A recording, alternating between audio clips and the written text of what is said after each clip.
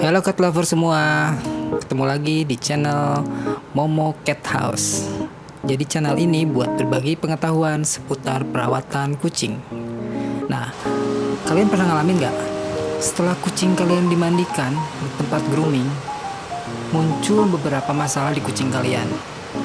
Entah itu kucingnya jadi ada masalah di kulitnya, di bulunya, bahkan banyak juga loh pulang dari di grooming, kucingnya jadi stres, gak nafsu makan, dan lain-lain. Nah, teman-teman cat lover nyadar nggak?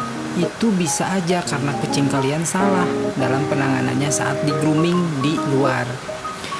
Ya, namanya tempat grooming, pastinya banyak kucing lain juga yang dimandikan di situ. Dan pastinya masalah kucing lain juga beragam. Nah, di kucing lain itu mungkin saja ada yang dia lagi dimandikan itu yang jamuran, kutuan, ada skebisnya, dan banyak masalah kulit lainnya. Dan perlu teman-teman tahu juga, di tempat grooming yang salah itu, kebanyakan mereka menggunakan handuk yang sama buat kucing yang sedang di grooming. Nah, inilah yang kemudian bisa jadi faktor utama menularnya penyakit di kucing. Terus lagi, lingkungan yang asing pun bisa bikin kucing kita jadi stres. Makanya pernah sih beberapa kali aku nge-grooming di tempat lain gitu. Tapi karena kesininya banyak masalah, aku mulai searching video tentang grooming sendiri, langkah-langkahnya gimana. Nah, sekarang aku mau berbagi nih video tentang langkah-langkah nge-grooming sendiri kucing kalian. Tapi sebelumnya, seperti biasa, jangan lupa di subscribe, like, comment, and share.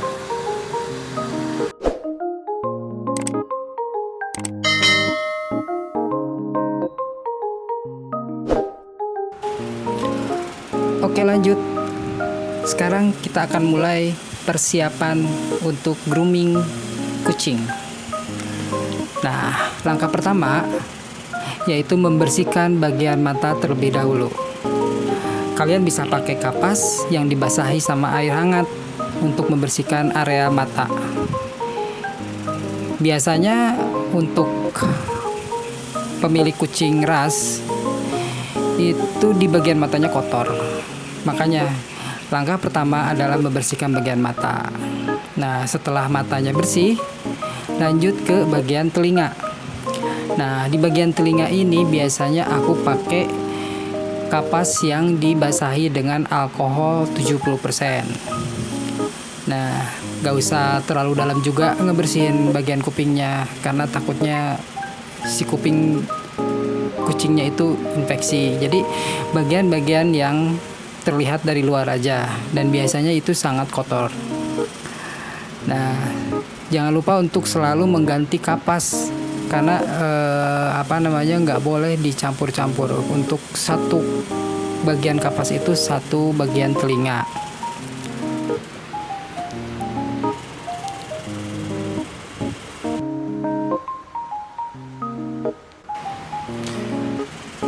Langkah selanjutnya adalah membasahi bagian badan si kucing.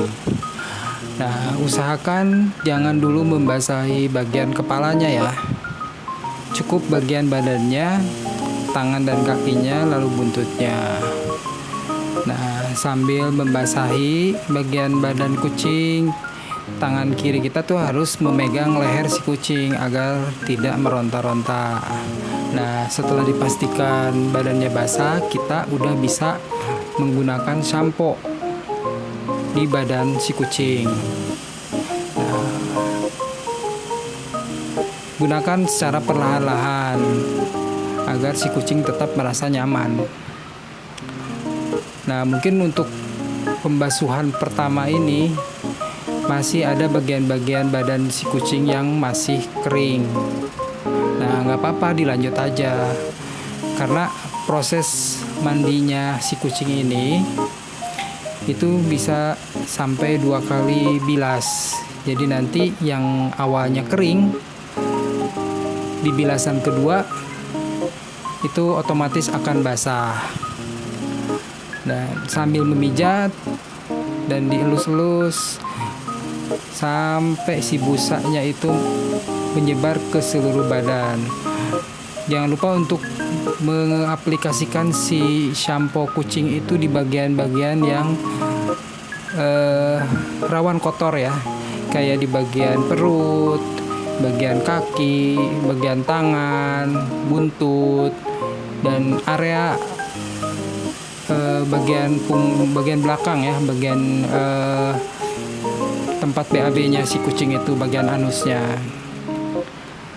Nah, usahakan semua busanya itu merata ke seluruh badan si kucing hingga nanti selesai di bilasan pertama dan bilasan kedua.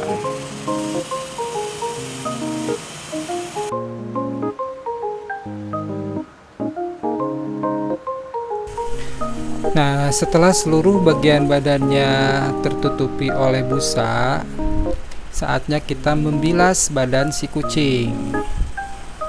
Usahakan air yang membilas badannya itu jangan terlalu kencang.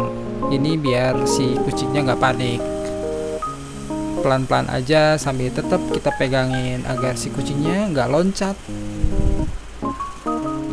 Perlahan-lahan semuanya dibasahi sampai si busa-busa yang masih menempel di badannya itu turun.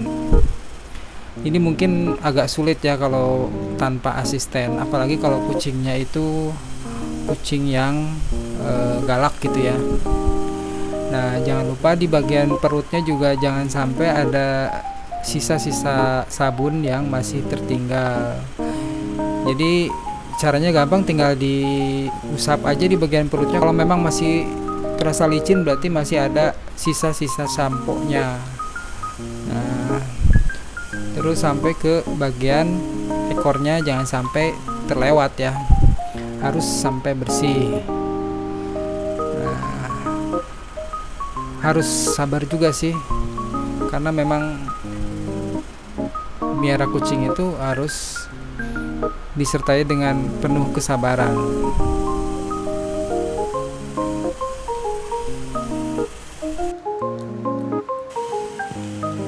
Nah, tahap selanjutnya adalah menyeka seluruh badan dari kucing kita dengan kanebo.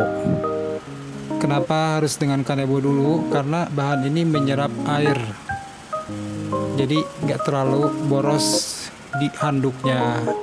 Nanti kalau udah diserap sama kanebo, baru kita bisa gunakan handuk untuk mengeringkan sebelum tahap selanjutnya, yaitu memblower si bulu kucing agar cepat kering.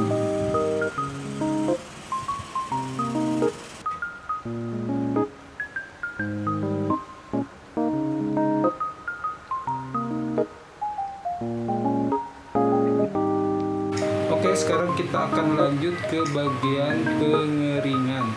Di sini yang aku pakai itu alatnya pakai blower ya, pakai vacuum cleaner yang biasa aja. Yang penting dia ada cukup tekanan angin buat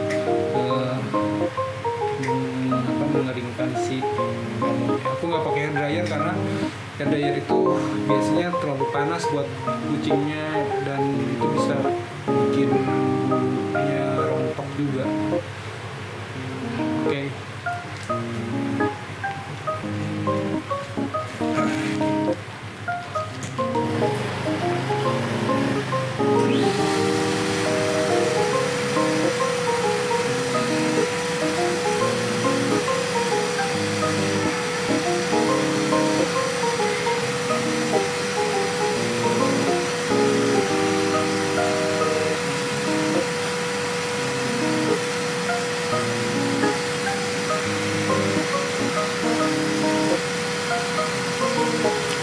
Nah, tahap selanjutnya yang tidak direkam video itu adalah menggunting kukunya.